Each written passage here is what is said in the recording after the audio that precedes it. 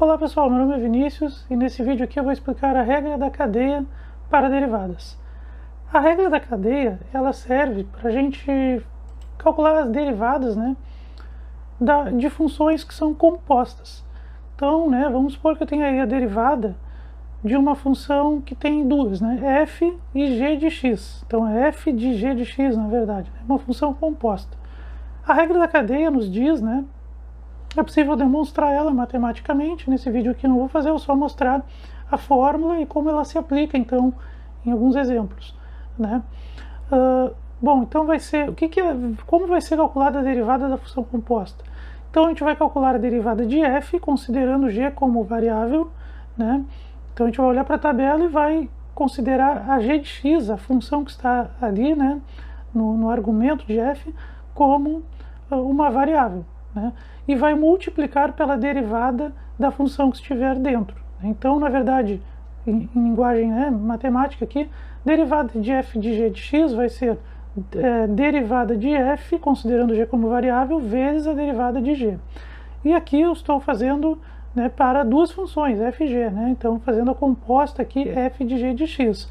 Mas isso também se aplica se tiverem 3, 4, 5 e por aí vai, né, funções, né, compostas. Então a gente sempre vai multiplicando, né, pela primeira função, né, que aparece primeiro, nesse caso aqui f, né, tratando a próxima função, né, nesse caso g aqui, né, como variável, e assim por diante, né? Se tivesse uma h ainda dentro de g, né, então seria f de g de h. Então seria f' primeiro, depois vezes g', tratando h como variável, e assim por diante, tá? Então ela serve para derivadas aí, né, com mais funções compostas também, tá? Mas vamos ver um exemplo aqui só para entender, né? Dois exemplos aqui bem simples, né, com duas funções, tá?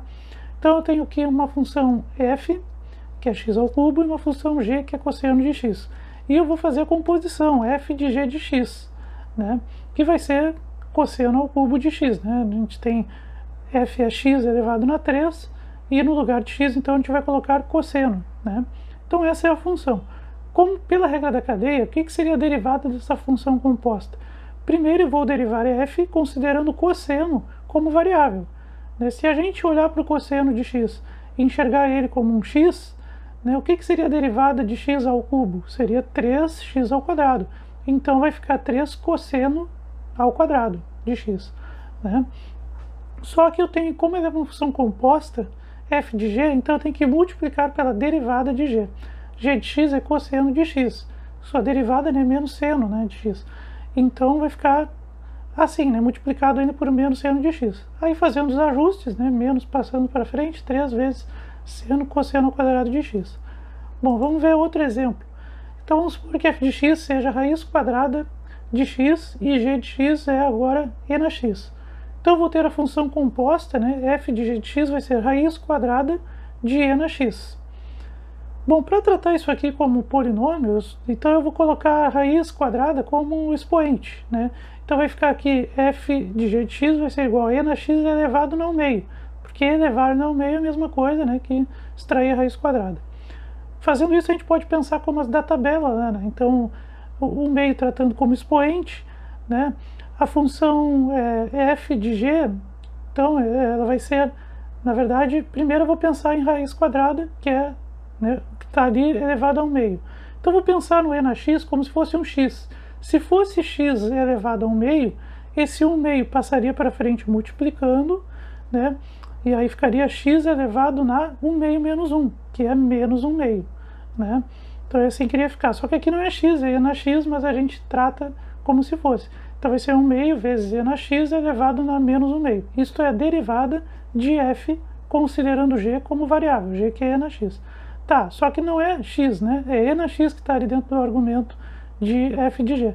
Então, então tem que multiplicar ainda pela derivada de g, né? Pela regra da cadeia. Então, fazer vezes a derivada de g. G de x é e na x, que a derivada é e na x mesmo. Então é isso aí.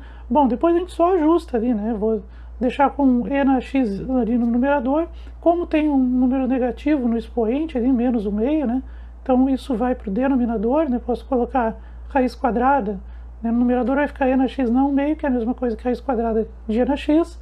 e aquele 2 ali pode ficar no denominador.